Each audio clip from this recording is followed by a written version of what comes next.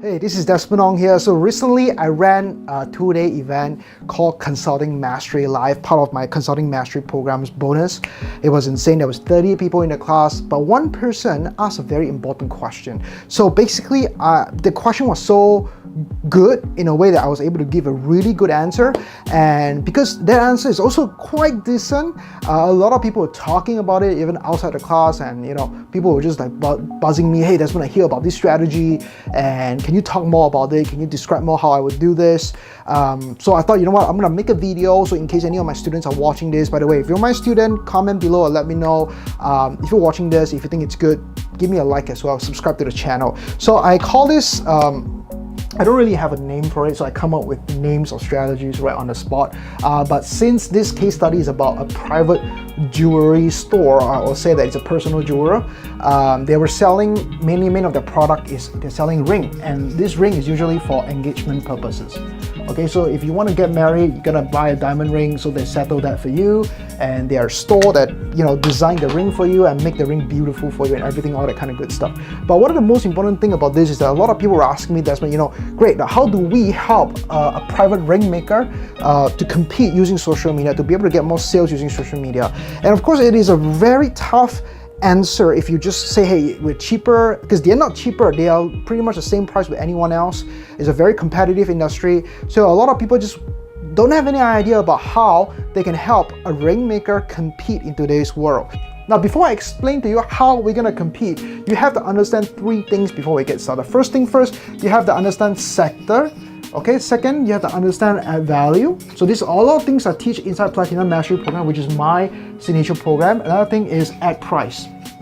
Okay, now once you understand this step by step, you will understand exactly how to not only price yourself, but essentially how to package your offer to become an irresistible offer. Okay, so this is called the rings strategy. So the ring strategy is really powerful, and is really just mind-blowing in my opinion when executed correctly. So let's look at how we're gonna make things happen. So if you sell a ring, if your business is all about selling a ring, the tough thing is that rings generally don't look that different, and especially people who are buying engagement rings are men. They generally don't see the difference that much, right? The only difference is that whether you are an average ring or a normal ring, or you are a Cartier or you're a Tiffany & Co ring, right? A branded ring versus a normal ring. So for most small business owners out there, when they are in the ring business, chances are they are just a normal ring maker. They're just a normal ring maker with no Tiffany & Co, no Cartier. So they don't have that experience. They cannot provide that branded luxury experience. So how do we promote a ring company or ring maker or a private jeweler? Okay, so how are we going to compete on that? So it's really simple. First thing first, understand what sector you're in, because a lot of people think that, hey, ring, well, you are in the jewelry sector. Okay, jewelry sector. A lot of people think that's what ring is. It's all jewelry, it's all about jewelry. Well, not when it comes to engagement ring, because the difference between an engagement ring and a normal ring is one is an accessory, another one is purely for a very special experience, once in a lifetime experience, maybe for some of you twice, 3 times, but it's not the jewelry experience. Okay, it's not the jewelry sector, it's actually in the wedding sector. Okay, in the wedding sector. So what I suggested to one of my students whose client is a ring maker is that I went up to him and said, you know what, here's the strategy that we're gonna use. First thing first, let me ask you, when a man is about to propose to a woman using a wedding ring, right, what else do you think he needs to buy or do? And he said, oh, well, he needs to have a wedding band, which is the wedding bands that you wear on a daily basis to show that you're married, right? It's a separate, it's not the same as ring. Ring is different. Ring is for proposal, and this is for like on a daily basis, right? And he's gonna need maybe a bouquet of roses. Okay, bouquet, roses. Okay, 1, 2, and then he's also gonna have maybe he needs a videography, because most people don't record their proposal, so videography. Okay, videography. So he's gonna have include a videographer for a day.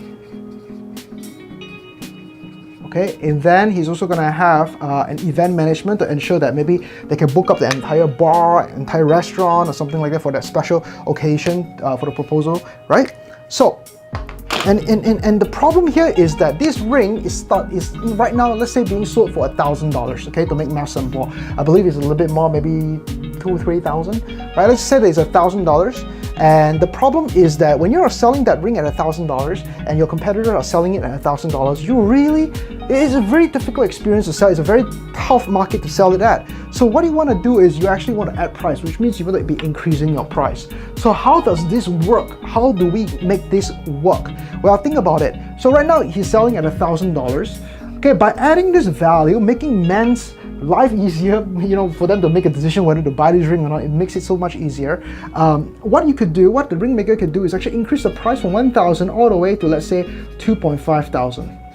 But it includes all of this, right? Now you might be thinking, hey, but are we gonna be able to cover the cost? Well, let's take a look. A wedding band, let's say, on average, the guy was telling me it could be about $500 to $1,000 extra, depending on the quality, what material you're using. But let's just say that it's just a 500 more, okay? Let's say this is $500 more, and a bouquet of roses is $100 more. Let's just say videography, let's say you get someone simple, maybe just another $500 more. With the event, you can actually have some collaboration or anything like that. Let's just say it's also another $500 more. So 500, 500, 500, that's 1,005 plus 1,006. So the total additional cost required is 1,006, okay?